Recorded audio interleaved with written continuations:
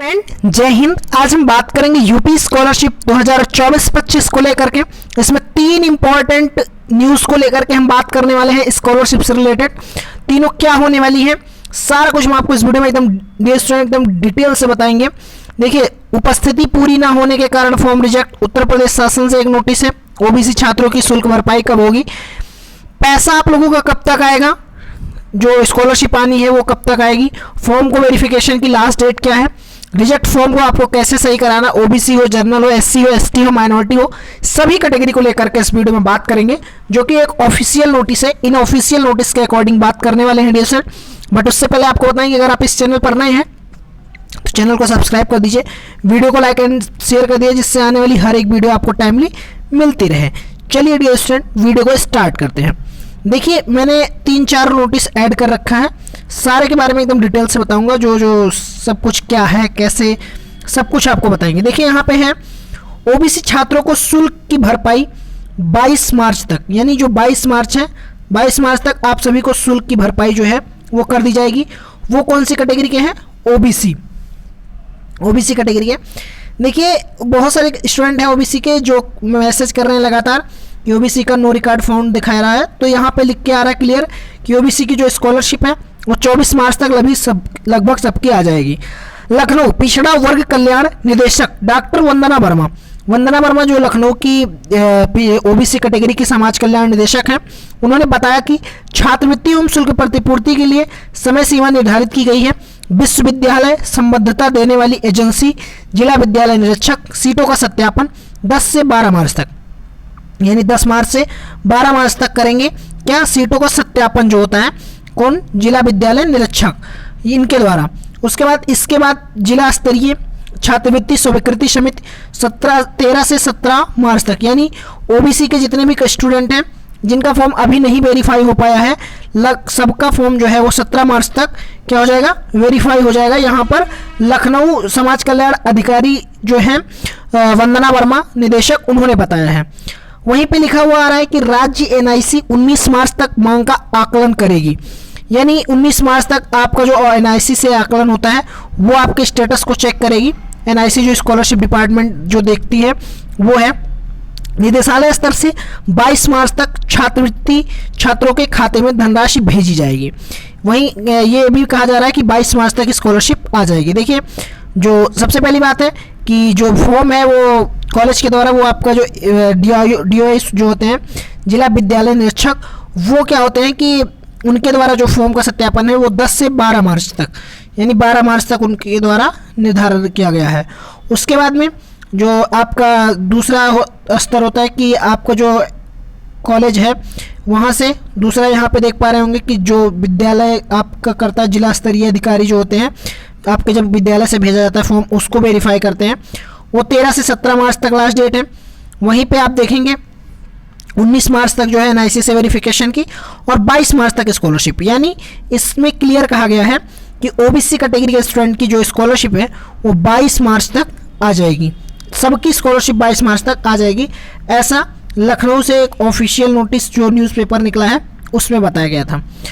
वहीं पे यहाँ पे देखेंगे कि 10 लाख छात्रों को छात्रवृत्ति का इंतजार, ये भी एक न्यूज़ है लखनऊ की राजीव शुक्ला के द्वारा। यहाँ पे देखेंगे लिखा है वित्तीय वर्ष खत्म होने को है, समाज कल्याण विभाग अभी पूरी तरह से छात्रवृत्ति का वितरण नहीं कर पाया है। प्री मैट्रिक में सामान्य वर्ग के एक भी छात्रों को अभी तक भुगतान नहीं किया, यानी 9th और 10th, प्री मैट्रिक का मतलब होता है कि 9th और 10th, जनरल के अभी 9th और 10th के स्टूडेंट की स्कॉलरशिप नहीं आई।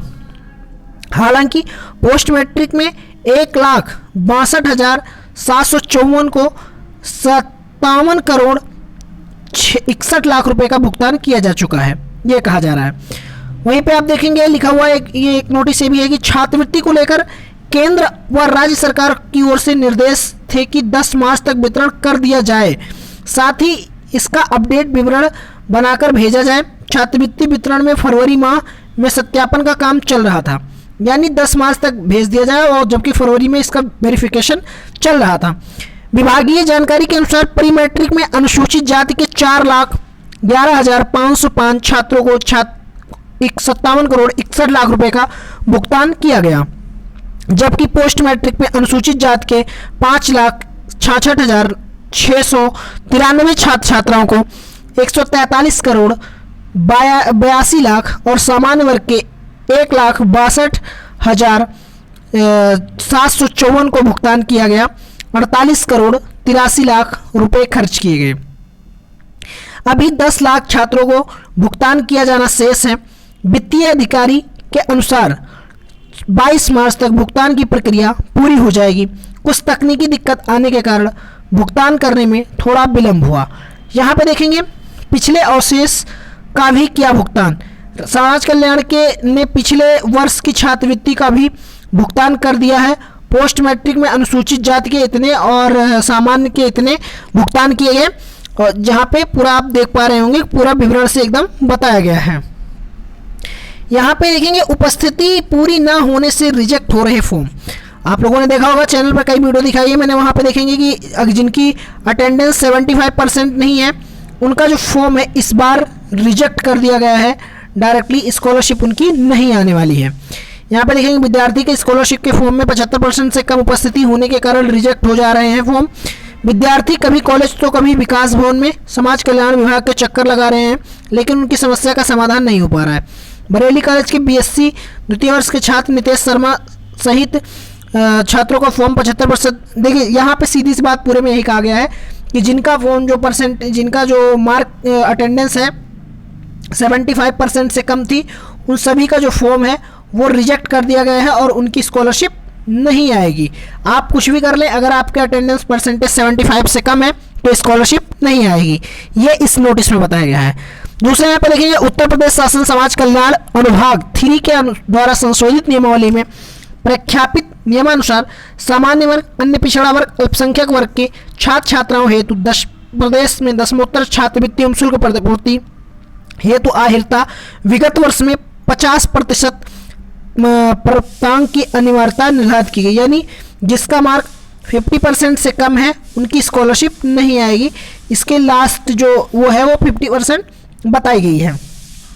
वहीं पे नेक्स्ट बात करेंगे, यहाँ पे जो ऑफिशियल नोटिस आई थी, ऑफिशियल नोटिस में भी 22 मार्च जो है वो ये कहा गया है कि 22 मार्च तक सबकी स्कॉलरशिप आ जाएगी। ठीक है, यहाँ पे ये देख रहे होंगे। उसके बाद अगर नेक्स्ट अगला आप देखेंगे तो ये देख पा रहे होंगे कि एक यहाँ पे लिखा हुआ है ओबीसी छात्रों को शुल्क की भरपाई 22 मार्च तक। यानी इसमें भी यही बताया गया है कि 22 मार्च तक जो है वो ओबीसी कैटेगरी के जितने भी स्टूडेंट हैं उनकी स्कॉलरशिप आ जाएगी। ये एक दूसरे न्यूज़पेपर में निकला था और ऊपर जो मैंने बताया सबसे पहले वो दूसरे न्यूज़पेपर में निकला था। वहीं पे अगर आप देखेंगे 22 मार्च तक फीस प्रतिपूर्ति छात्रवृत्ति, अन्य पिछड़ा वर्ग के विद्यार्थियों को दशमोत्तर छात्रवृत्ति शुल्क प्रतिपूर्ति, ये भी सेम वही चीज़ें हैं कि जो ओबीसी कैटेगरी के स्टूडेंट हैं उनकी स्कॉलरशिप 22 मार्च तक लगभग सबकी आ जाएगी। यहाँ पे कहा गया कि 22 मार्च उनकी लास्ट डेट होने वाली है। और अदर कैटेगरी की मैं बात करूँ तो 31 मार्च लास्ट डेट होने वाली है। 31 मार्च तक सबकी स्कॉलरशिप आ जाएगी। क्यों? क्योंकि 31 मार्च जो होता है वो फाइनेंशियल ईयर का लास्ट डे होता है। 1 अप्रैल से न्यू फाइनेंशियल ईयर स्टार्ट हो जाएगा। ओके डियर स्टूडेंट, तो मैं आशा करता हूँ कि आप सभी नोटिस को समझे होंगे और जिनका 75% से कम है अटेंडेंस उनकी स्कॉलरशिप नहीं आएगी। ये एकदम क्लियर है इस बार। ठीक है, क्योंकि पिछली बार आपको बता दिया गया था, बट पिछली बार कुछ रीजन की वजह से कुछ लोगों को दे दी गई थी स्कॉलरशिप, क्योंकि फर्स्ट टाइम था इस वजह से। और नेक्स्ट टाइम से जो इनकम सर्टिफिकेट वाली, जैसे इस बार इनकम सर्टिफिकेट जिन स्टूडेंट ने अपना लगा रखा था उनकी स्कॉलरशिप किसी का रिजेक्ट हो गया, किसी का वेरीफाई हो गया। लेकिन पिछली बार अगर आप ऐसा करते हैं तो सबका फॉर्म रिजेक्ट हो जाएगा। ओके स्टूडेंट, मैं ऐसा करता हूँ कि आप इन चीज़ों को समझ गए होंगे। अगर समझ गए हैं तो वीडियो को लाइक करें, शेयर करें। Thank you for watching this video में बने रहने के लिए धन्यवाद।